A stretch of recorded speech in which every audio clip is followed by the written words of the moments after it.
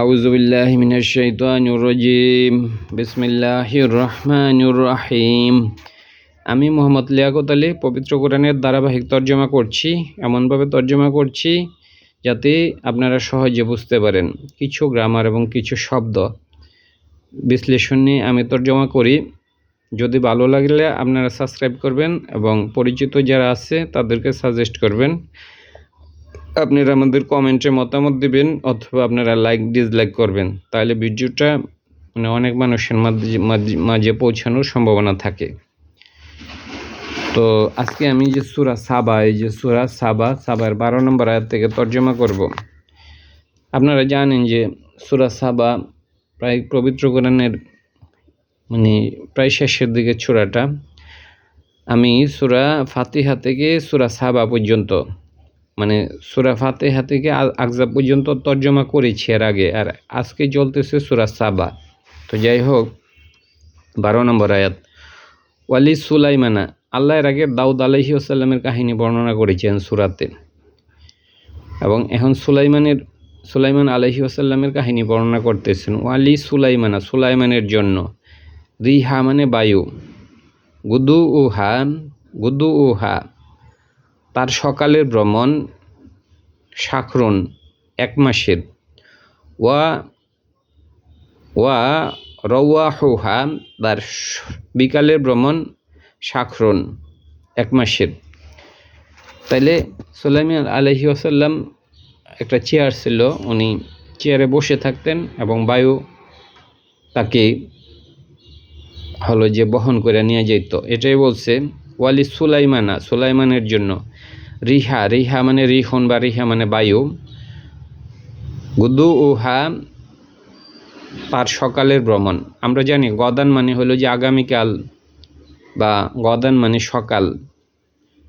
যেমন উগদু, যদি বলা হয় উগদু সকালে ভ্রমণ করো। যাই হোক, আর যদি আরবিতে উগদু মানে সকালে ভ্রমণ করতে বলে উগদু। আর যদি বিকালে ভ্রমণ করো তাহলে বলা হয় যে রুহ সকালে ভ্রমণ করো। রুহ থেকে হলো যে এই যে রওয়াহুহা, এই যে রওয়াহুহা রুহ শব্দ থেকে আসছে এই শব্দটা। রুহ মানে সকালে ভ্রমণ করো, সকালে যাও, রুহ। তাইলে আমরা আরবির এত ভাষা বিশেষজ্ঞ নই, নিজেরা যদ্দূর পারি এবং জ্ঞানে যতটুকু কোলাই অতটুকুই আপনাদের সাথে শেয়ার করি, এবং এর বেশি আমাদের জানারও দরকার নাই। ওয়ালি সুলাইমানা, সুলাইমানের জন্য। রিহা মানে বায়ু। তাহলে গুদু উহা হইল তার সকালের ভ্রমণ। গুদু উহা আমরা কেমনে মনে রাখবো? গদান মানে সকালকে বলা হয় আগামীকাল, বা গদান গদান শব্দটা অন্যান্য জায়গায় আছে গদান, গুদু উহা, তাহলে তার সকালের ভ্রমণ। আর আমি বলছি যে সকালে যাওয়াকে আরবিতে বলে উগদু। তাহলে গুদু উহা হইল তার সকালের ভ্রমণ, শাখরুন 1 মাসের। এবং রওয়াহুহা হইল রুহ থেকে আসছে, রুহ। রওয়াহুহা তার বিকালের ভ্রমণ, শাখরুন 1 মাসের। এবং আসালনা আমরা প্রবাহিত করলাম, লাহু তার জন্য। আইনা মানে হলো ঝর্ণা, কিত্রি হইল গলিত তামার। আমি তার জন্য গলিত তামার ঝর্ণা প্রবাহিত করলাম। তাইলে আল্লাহ তাআলা তাকে গলিত তামা অজস্র দিয়েছিলেন, এর ফলে তিনি কোথাও ঢেলে দিলেই প্রাচীর সহজে তৈরি করতে পারতেন। এবং সালা মানে হইল যে প্রবাহিত হওয়া, আর আসসালা মানে প্রবাহিত করা। সালা মানে নিজে প্রবাহিত, আর আসসালা মানে প্রবাহিত করা। প্রবাহিত হওয়া আর প্রবাহিত করা এক নয়। প্রবাহিত হওয়া মানে নিজে হওয়া, আর আসসালা হইল যে প্রবাহিত করা। তাইলে সালা মানে হলো নিজে প্রবাহিত হওয়া, যেমন নদী নিজে প্রবাহিত হয়। আর যদি আল্লাহ প্রবাহিত করেন তাহলে আসসালা মানে তিনি প্রবাহিত করিলেন, তাই না? তাহলে এবং আসালনা আমরা প্রবাহিত করলাম, ওয়া আ সালনা আমরা প্রবাহিত করলাম লাহু তার জন্য, আইনান আইনুন আইনুন আইনা মানে ঝর্ণা, আইনা মানে চোখ হয়, আইনা মানে ঝর্ণা, কিত্রি আমরা তার জন্য গলিত তামার ঝর্ণা প্রবাহিত করলাম।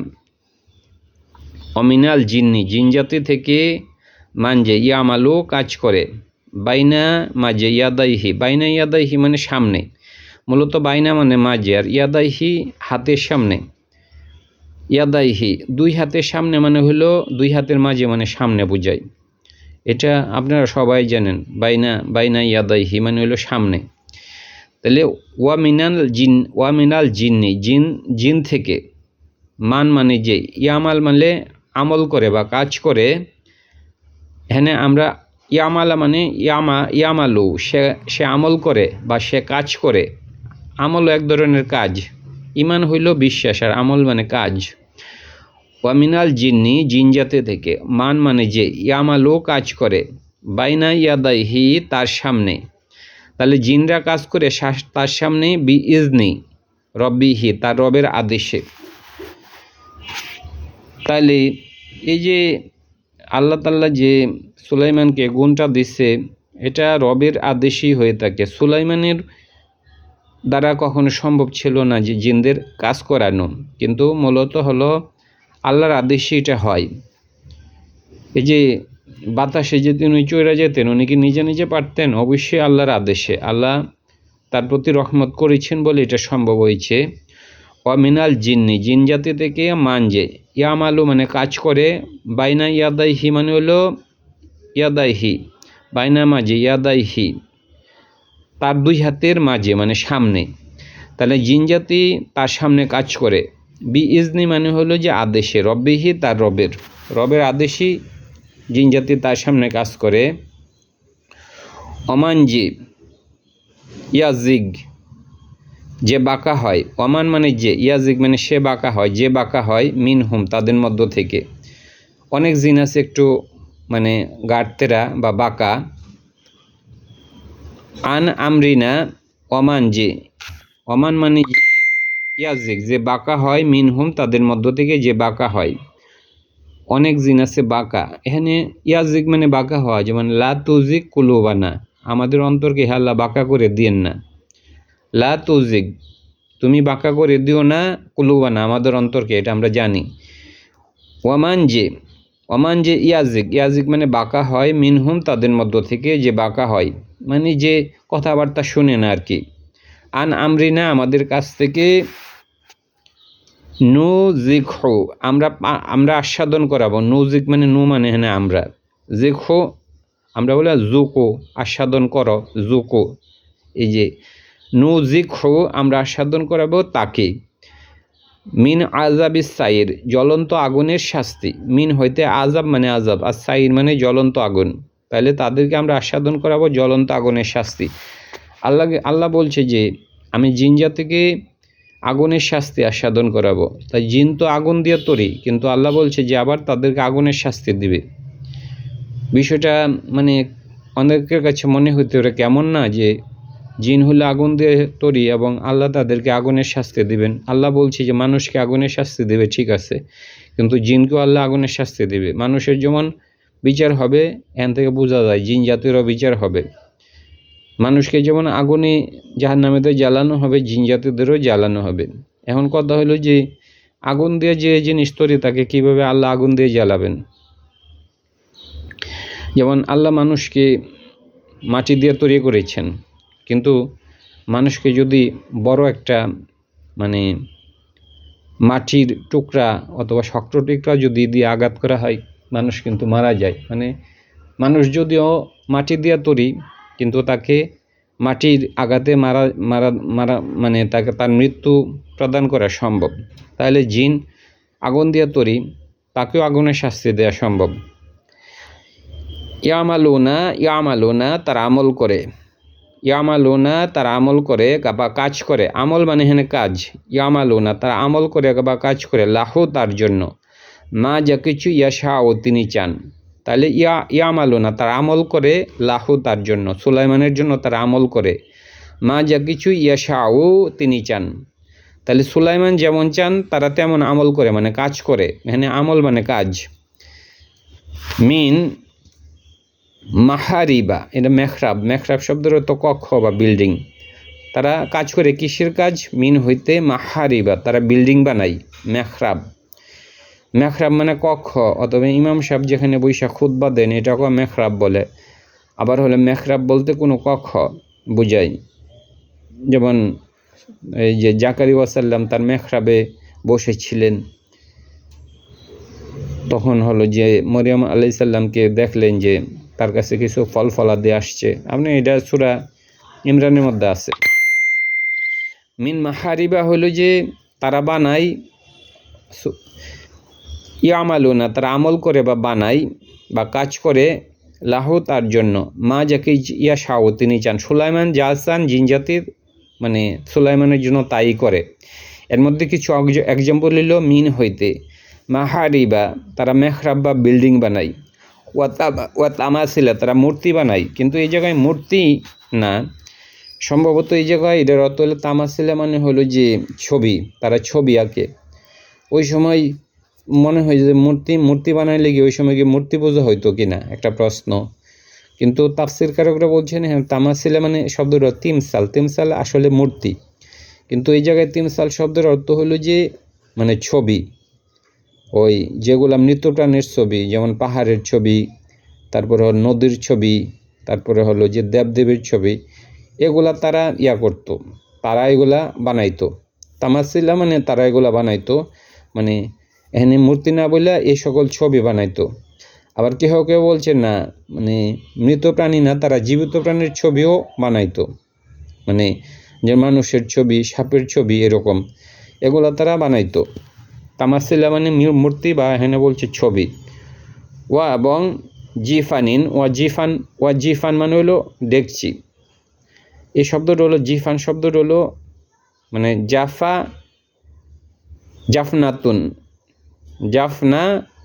জাফনাতুন মানে হলো যে মানে দেখছি, এখান থেকে হলো জিফান, এটা হলো জাফনাতুন মানে হলো যে দেখছি, এখান থেকে হলো ওয়া জিফানিন দেখছি।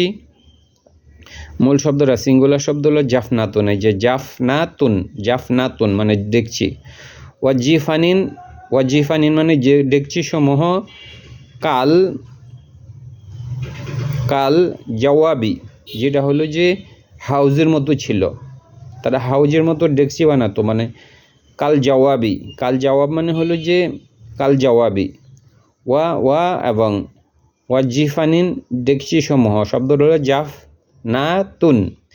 ওয়া জিফানিন ডেকচি সমূহ কাল জওয়াবি, যেগুলা ছিল হলো জওয়াব, মানে হাউজের মতো তারা ডেকচি বানাতো। ওয়াকুদুরিন শব্দ রইল কিদ্রুন থেকে আসছে, ওয়াকুদুরিন এটা হলো ডেকচি, বড় বড় ডেকচি। ওয়াকুদুরিন মানে কিদ্রুন, শব্দ রইল কিদ্রুন থেকে এটার প্লুরাল হলো ওয়াকুদুরিন, ডেকচি বা বড় বড় পাত্র। রসিয়াতিন যেগুলো সুপ্রতিষ্ঠিত ছিল। আমরা কোরআনে যেমন হলো যে রসিয়া শব্দের অর্থ পাহাড় বোঝানো হয়েছে, রসিয়া।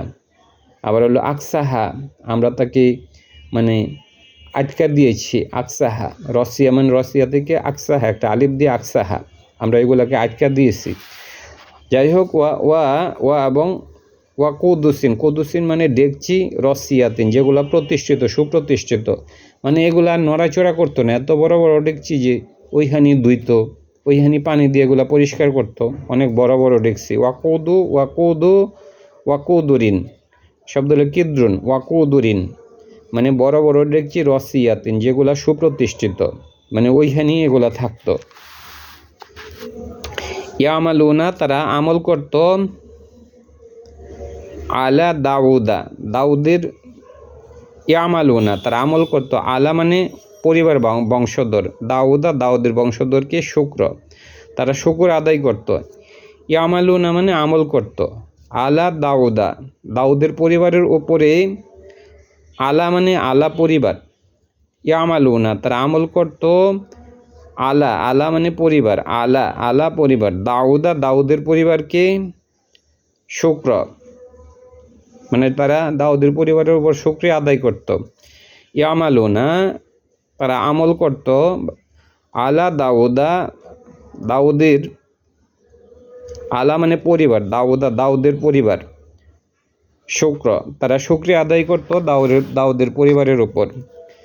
সুলাইমান ছিলেন দাউদের মানে ছেলে। আমালুনা, তারা আমল করত আলা, আলা মানে হলো যে আলা আলী আমরা বলি না, আলা মানে পরিবার, দাউদের পরিবারের উপর শুক্র, তারা শুকরিয়া আদায় করত। যেহেতু দাউদ এবং সুলাইমান আলাইহিস সালাম অনেক জ্ঞানী ছিল, এই জন্য জিনজাতি তাদের প্রতি শুকরিয়া আদায় করত। এবং কলিলুন সামান্য, মিন ইবাদি আমার বান্দাদের থেকে সামান্য, শাকুর তারা শুকরিয়া আদায় করে। ওয়া কলিলেন মানে সামান্য, ইবাদি আমাদের বান্দাদের, শাকুর তারা শুকরিয়া আদায় করে। ওয়ালাম্মা যখন কদওয়াইনা আমরা আদেশ করলাম অথবা সিদ্ধান্ত নিলাম, অথবা ফালাম্মা যখন কদওয়াইনা আমরা সিদ্ধান্ত নিলাম, আলাইহি তার উপর, আল মৌতা মৌতের, এখানে কাজী থেকে আসছে, কাজী মানে বিচার করে, সিদ্ধান্ত নেই। ফালাম্মা যখন কদওয়াইনা আমরা সিদ্ধান্ত নিলাম, আলাইহি তার উপর, আল মৌতা মৌত, এখানে সুলাইমানের উপর আল্লাহ বলছে আমি যখন সুলাইমানের উপর মৌতের সিদ্ধান্ত নিলাম, মা না দাল্লাহম জানাইনি, আলা মাউতিহি তার মৃত্যুর ব্যাপারে, ইল্লা ব্যতীত দাবাতুন বিচরণশীল প্রাণী ব্যতীত কেহ তার মৃত্যুর সংবাদ জানায়নি। এখানে একটু কাহিনী বলি, যে নাইলে আপনারা একটু বুঝতে পারবেন না আর কি। যখন হলো সুলাইমান আলাইহিম মৃত্যুবরণ করলেন, তখন তিনি লাঠির উপর বর দিয়েছিলেন, তখন ওই অবস্থায় তার মৃত্যু হইল, এবং এই বিষয়টা কেহই জানায়নি। কেবল হলো যে যখন হলো যে গুণে যখন তার লাঠিটা খায়া পড়ল, তখনই হলো জিনজাতি বুঝতে পারল যে সুলাইমান আলাইহি ওয়াসাল্লাম মারা গেছেন। আমি এটা পড়ি, তাইলে আপনারা এখন বুঝতে পারবেন। ফালাম্মা যখন কদওয়াইনা আমরা সিদ্ধান্ত নিলাম, এখানে কাজী মানে বিচার করা, এবং কাজী সিদ্ধান্ত দেয়, কাজী বিচার করে, কাজী মীমাংসা করে। ফালাম্মা যখন কদওয়াইনা আমরা সিদ্ধান্ত নিলাম, আলাইহি তার ব্যাপারে, আল মৌতা মানে যখন আমরা তাকে মৃত্যু দিলাম আর কি। মা মানে না, দাল্লাহুম জানায়নি, মা মানে না, দাল্লা মানে সে জানায়নি, মা মানে না, দাল্লাহুম সে জানায়নি। সে বলতে এটার কর্তা রইল এ দাব্বাতুন বিচরণশীল প্রাণী, দাব্বাতুন মানে বিচরণশীল প্রাণী জানায়নি। মা মানে এখানে মা মানে না, দাল্লাহুম মানে সে জানায়নি, এখানে যেহেতু দাল্লা আছে সে হবে, সে জানায়নি। এখানে কর্তা হইল এ দাব্বাতুন কোনো বিচরণশীল প্রাণী জানায়নি, আলা মাউতিহি তার মৃত্যুর ব্যাপারে, ইল্লা ব্যতীত দাব্বাতিন মানে কোনো, এখানে দাব্বাতিন বলতে এখানে গুণ পোকা বুঝাইছে, মানে গুণ পোকা ব্যতীত অন্য কেহ জানায়নি।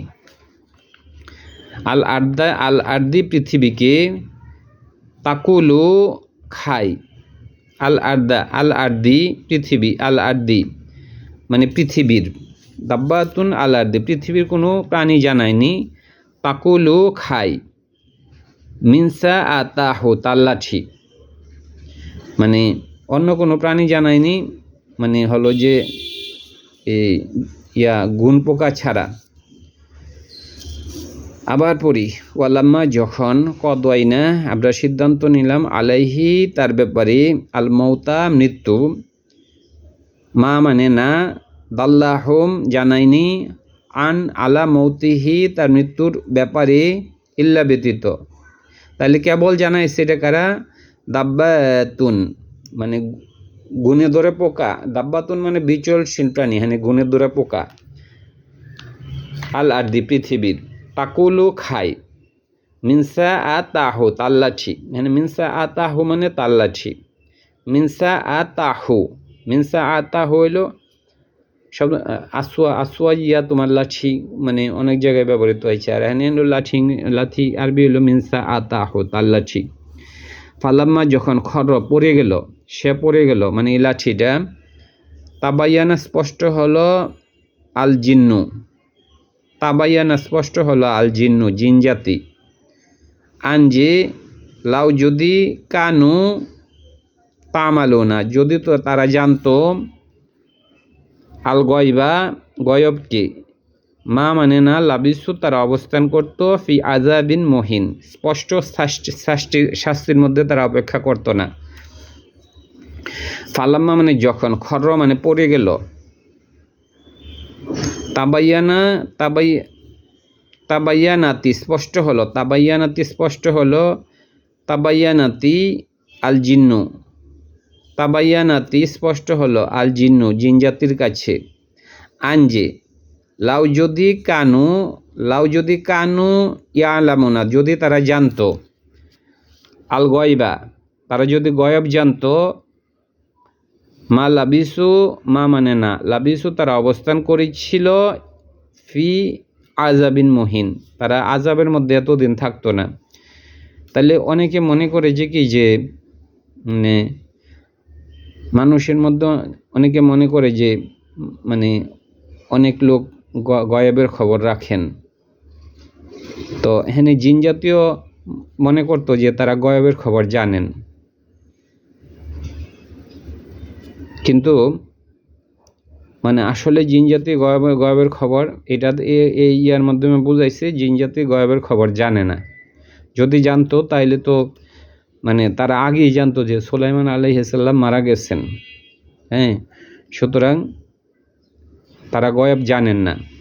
ফালাম্মা যখন খর এটা পড়ে গেল, তা বাইয়ান্না তাবাইয়ানাতি আল জিন্নু, তাবাইয়ানাতি আল জিন্নু জিন জাতির কাছে স্পষ্ট হলো, আনজে লাউ যদি কানু ইয়ালামু তারা যদি জানতো, আল গয়বা গয়েব যদি তারা জানতো, লাবিসু তারা মা মানে না লাবিসু তারা অবস্থান করত, ফি আজাবিন মহিন স্পষ্ট আজাবের মধ্যে তারা অপেক্ষা করতো না।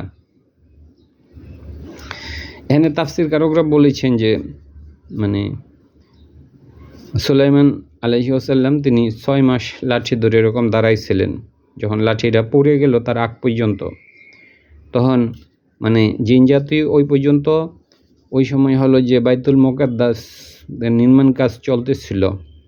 তো এই অবস্থায় যদি সুলাইমান আলাইহিস সালাম যদি সাথে সাথে মানে তার লাঠি পড়ে যেত, মৃত্যুবরণ করতেন, তাহলে ওই হয়তো বাইতুল মুকাদ্দাসের কাজ সম্পূর্ণ হইতো না। এটা অনেক তাফসীরকারকরা বলেছেন। আর এখান থেকে বোঝা যায় যে জিন জাতি মনে করতো যে তারা গয়েব জানে, কিন্তু এটা স্পষ্ট হলে তাদের কাছে যে তারা গয়েব জানে না। যদি গয়েব জানতো তাহলে তারা সাথে সাথেই বলতে পারতো যে সুলাইমান আলাইহিস সালাম মারা গেছেন। তাহলে এই জিনিসটা আবার আমি একটু অনেকের জন্য কঠিন হইতে পারে। ফালাম্মা যখন কদওয়াইনা আমরা সিদ্ধান্ত নিলাম, আলাইহি তার উপর আল মৌতা মৃত্যুকে, মা মানে না দোয়াল্লাহুম জানায়নি আলা মাউতিহি তার মৃত্যুর ব্যাপারে, ইল্লা ব্যতীত দাবাতুন কোনো বিচরণশীল প্রাণী ব্যতীত কেহ জানায়নি, আল আরদি পৃথিবীর, তাকুলু মানে খাই, মিনসা আতাহু তার লাঠি, ফালাম্মা যখন খর পতিত হইল, তাবাইয়ানাতিল জিন্নু তাবাইয়ানাত স্পষ্ট হলো, আল জিন্নু জিন জাতি এর কাছে স্পষ্ট হলো, তাবাইয়ানাত স্পষ্ট হলো, তাবাইয়ানাত এখানে তা হয়েছে যেহেতু আর জিন্নু জিন জাতি এটা সম্ভবত স্ত্রীবাচক শব্দ, এই জন্য তাইলে এটা স্পষ্ট হলো, আনজে লাউ যদি কানু ইয়ালামুনা তারা যদি জানতো, এই যে আলেম আল গয়বা তারা যদি গয়েব জানতো, মা মানে না লাবিসু তারা অবস্থান করতো, ফি আজাবিন মুহিন এ স্পষ্ট আজাবের মধ্যে। মানে তারা তো 6 মাস মানে এই কাজই করে গেল আর কি। লাকদ অবশ্যই কানা হয় লি। আচ্ছা, আমি আজকে আরেকটা আয়াত পড়ে এরপর শেষ করে দেব। 15 নম্বর আয়াতে আরেকটা বিষয় এখানে অবতারণা হয়েছে, লাকদ মানে অবশ্যই, কানা হয় লি সাবাইন সাবা জাতির জন্য। এই সূরার নাম হলো সাবা। এই যে সাবা শব্দটা এখানে ব্যবহৃত হয়েছে, লাকদ অবশ্যই কানা হয় লি সাবাইন সাবা জাতির জন্য। ফি মাসকানিহিম তাদের বাড়িঘরের মধ্যে আয়াত রয়েছে। সাবা জাতির জন্য তাদের বাড়িঘরের মধ্যে আয়াত রয়েছে। আল্লাহ তাআলা সাবা জাতিকে ধ্বংস করেছিলেন, যেমন হুদ জাতি, সামুদ জাতি, শোয়েবের জাতিকে ধ্বংস করেছিলেন, অনুরূপভাবে সাবা জাতিকে ধ্বংস করেছিলেন। লাকদ অবশ্যই কানা হয় লি সাবাইন সাবা জাতির জন্য। ফি মাসকানিহিম তাদের বাড়িঘরের মধ্যে রয়েছে আয়াত। জান্নাতানি দুইটি বাগান, আন হইতে, ইয়ামিনিন ডান দিক থেকে, ওয়াশিমালিন এবং বাম দিক থেকে। ওয়াশিমাল তাদের বাগানগুলো ছিল ডান দিক থেকে বাম দিক। এটার অর্থ হলো যে ইয়েমেনে মানে ওই সাবা এলাকায় অনেক বাগান ছিল, ডান পাশেও বাগান ছিল, বাম পাশেও বাগান ছিল। এটার অর্থ হলো যে ওইখানে অনেক বাগান ছিল। কুলু খাও, মিন রিজকিন রিজিক থেকে, রব্বাকুম তোমাদের রবের, উশকুরু শুকরিয়া আদায় করো, লাহু তার জন্য। আল্লাহ বলছি যে কুলু, যেহেতু তোমাদের অনেক বাগান আছে, কুলু খাও, মিন রিজকিন রিজিক থেকে, রব্বিকুম তোমার রবের, উশকুরু তোমরা শুকরিয়া আদায় করো, লাহু তার জন্য। বালদাতুন মানে শহর, বিলাদ, বালদাতুন মানে শহর, তয়িবাতুন পবিত্র শহর, ওয়া রব্বুন মানে রব, গফুরুন ক্ষমাশীল রব। তাদের শহরও ছিল পবিত্র এবং তাদের রব তাদের প্রতি ক্ষমাশীল ছিল। অতঃপর দুই আজকে পড়ব, মানে এখানে হলো যে নতুন কাহিনী শুরু হয়েছে, তো এটা শেষ করা যাবে না। ধন্যবাদ।